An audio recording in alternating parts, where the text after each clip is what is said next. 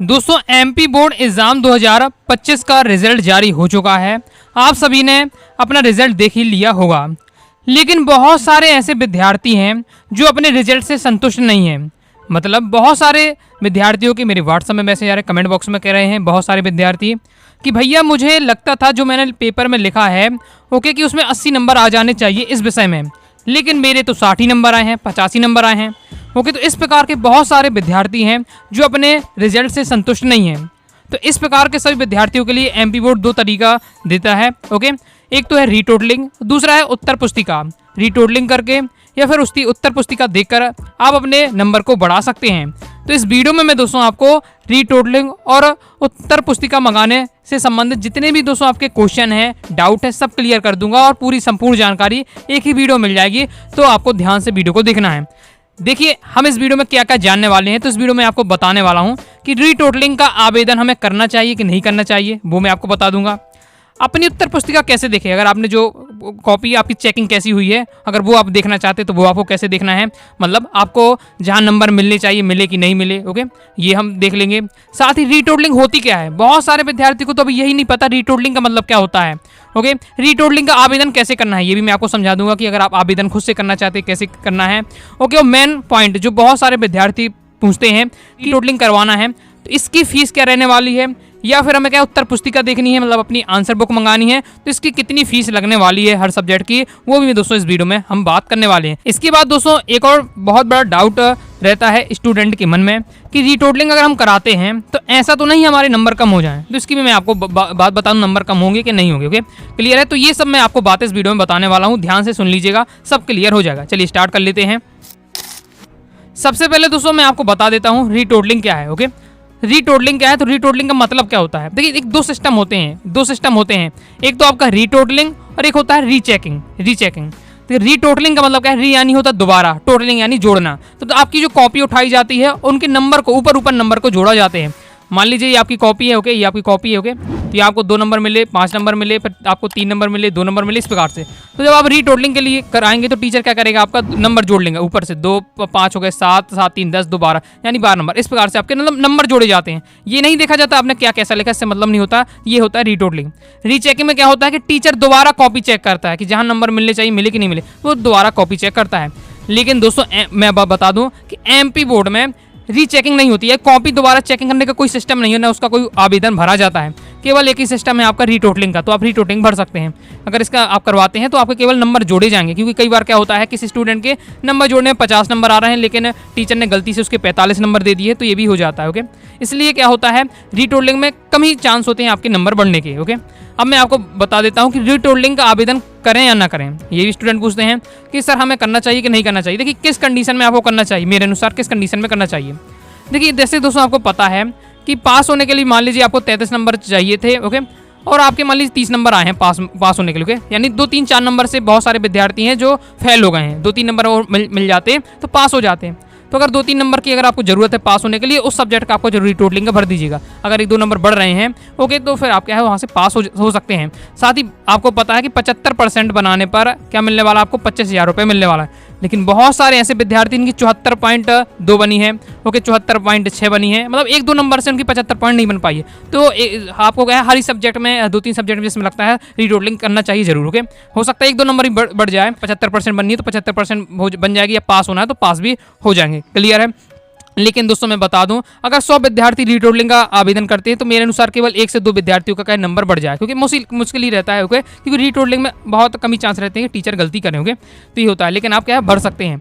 Okay, आगे देख लेते हैं। अब दोस्तों हम बात करने वाले हैं कि रीटोटलिंग कराने की कितनी फीस लगने वाली है। अगर दोस्तों आप उत्तर पुस्तिका देखना चाहते हैं तो उसकी फीस कितनी लगने वाली है, क्योंकि इसके लिए दोस्तों आपको आवेदन करना पड़ेगा, और आवेदन करेंगे तो आपको क्या है एमपी बोर्ड आपको फीस लेगा। ओके, तो देखिए मैं आपको बता दें ऑफिशियल नोटिस एमपी बोर्ड ने जारी कर दिया है। ओके, अब ऑफिशियल नोटिस इसलिए मैंने नहीं दिखाया क्योंकि आपको कन्फ्यूजन हो जाएगा, बहुत सारी उसमें डिटेल दी जाती है। आपकी जितनी काम की चीज़ें हैं वो मैं आपको अपनी लैंग्वेज में देखिए मैं समझा दे रहा हूँ। ओके, तो ऑफिशियल नोटिस में बताया जा रहा है कि जो आपकी पुनर्गणना यानी रीटोटलिंग का जो फीस लगने वाली है 200 रुपये लगने वाली। कितने रुपये लगने वाली है? 200 रुपये लगने वाली है। एक सब्जेक्ट की 200 रुपये फीस लगेगी। अगर दोस्तों आप क्या है उत्तर पुस्तिका मंगाना चाहते हैं तो उसकी फीस क्या है 250 रुपये, यानी आपके क्या 250 रुपये लगने वाली है एक सब्जेक्ट की। तो ये आपका रहने वाला है। अब दोस्तों ये फीस है तो आपसे 50 रुपये एक्स्ट्रा ही लगे, क्यों? क्योंकि 25 रुपये तो कम से कम पोर्टल चार्ज कर जाता है, जो आपको किसी से भी आप फॉर्म भरवाएंगे, ओके, टाइम नहीं लगता फॉर्म भरने में, 5 से 10 मिनट लगेगा, लेकिन किसी से ही भरवाएंगे तो 25 से 30 रुपये ले लेगा, तो कम से कम मान लीजिए आपको 50 रुपये एक्स्ट्रा लगने वाले, ओके, 50 रुपये एक्स्ट्रा आपको लगेंगे। क्लियर है? तो एक सब्जेक्ट की रीटोटलिंग की फीस 200 रुपये, एक सब्जेक्ट के अगर आप उत्तर पुस्तिका मंगाते हैं तो आपकी 250 रुपये लगने वाली है। क्लियर है?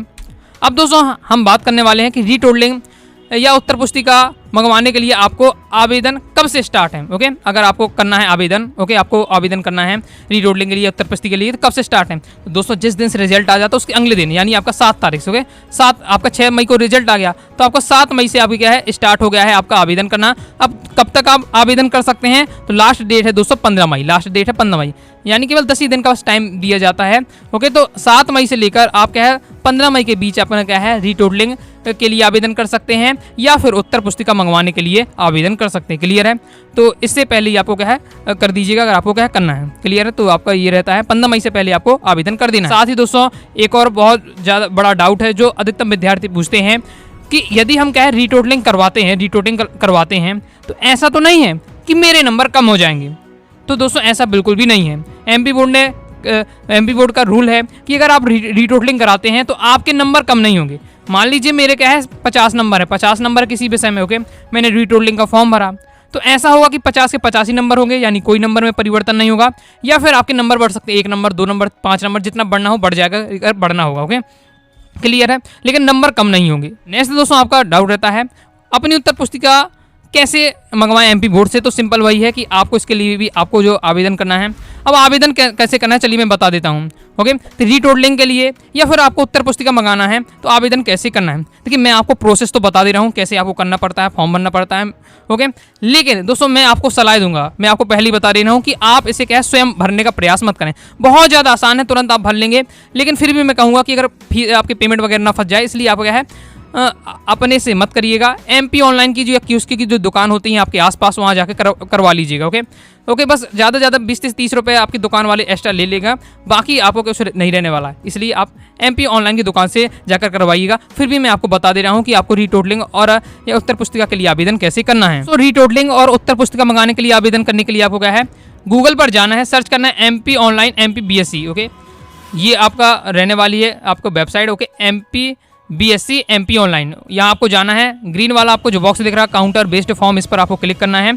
तो यहाँ पर दोस्तों आपको देखिए ऑप्शन मिल जाएगा, देखिए रीटोटलिंग और आंसर बुक एप्लीकेशन फॉर्म, और 6 मई से आप क्या 15 मई के तक भर सकते हैं। इस पर आपको क्लिक कर दीजिएगा, क्लिक कर देंगे ऑप्शन आपका आ जाएगा। बस सिंपल आपको क्या करना है एप्लीकेशन टाइप, यानी आपको रीटोटलिंग करानी है कि आंसर बुक मंगानी है। तो रीटोटलिंग के लिए करना है तो रीटोटलिंग, क्लास आपको सेलेक्ट कर देना है, आपका एग्जाम टाइप मैन रहने वाला है, पासिंग ईयर 2025 रहने वाला है। यहाँ आपको दोस्तों रोल नंबर डालना है, कैप्चा कोड डालना है, जो कुछ यहाँ लिखा है वो आपको लिख देना है और सर्च कर देना है। जैसे ही दोस्तों आप सर्च करेंगे आपके सामने पूरा आपका नाम आ जाएगा, सब कुछ आपका आ जाएगा। ओके, पिता का नाम, पूरा रोल नंबर मतलब एक बार से पूरा आ जाएगा। साथ ही नीचे आपके सब्जेक्ट आ जाएंगे, जिस सब्जेक्ट की आपको रीटोटलिंग करानी है वो आपको सेलेक्ट करना पड़ेगा, सेलेक्ट कर दीजिएगा। इसके बाद आपको पेमेंट कर देना है और आपका क्या फॉर्म भर जाएगा। बिल्कुल आसान है, अगर एमपी ऑनलाइन की दुकान से जाकर भरवाते हैं 10 मिनट में आपका आसानी से भर जाएगा, और आपको स्वयं भरने का प्रयास मत करिएगा, एमपी ऑनलाइन दुकान में जाकर आपको भरना है। ओके दोस्तों, आपको वीडियो पसंद आई होगी। दोस्तों वीडियो बनाने में काफी ज्यादा मेहनत लग जाती है, जो कंटेंट देखते हैं, रिसर्च देखते हैं, मेहनत तो लगती होगी। अपनी तरफ से एक वीडियो को लाइक जरूर कर दीजिएगा। अभी भी दोस्तों कोई डाउट हो, अभी भी कोई दोस्तों डाउट होता है तो आप क्या है तुरंत अभी कमेंट बॉक्स में पूछ लीजिएगा। ओके, कमेंट बॉक्स में आप पूछ लीजिएगा कोई भी डाउट आता है। और अगर आप क्या है सेकंड बोर्ड एग्जाम जो एमपी बोर्ड की होने वाली है उसे देना चाहते हैं, उससे अगर संबंधित डाउट है, पिछली वीडियो में मैंने आपको सभी बातें बता दी है, तो पिछली वाली वीडियो देख लीजिएगा चैनल पर जाकर, तो सेकंड बोर्ड एग्जाम से संबंधित भी आपको बातें पता चल जाएंगी। मिलते हैं नेक्स्ट वीडियो में, तब तक के लिए बाय बाय।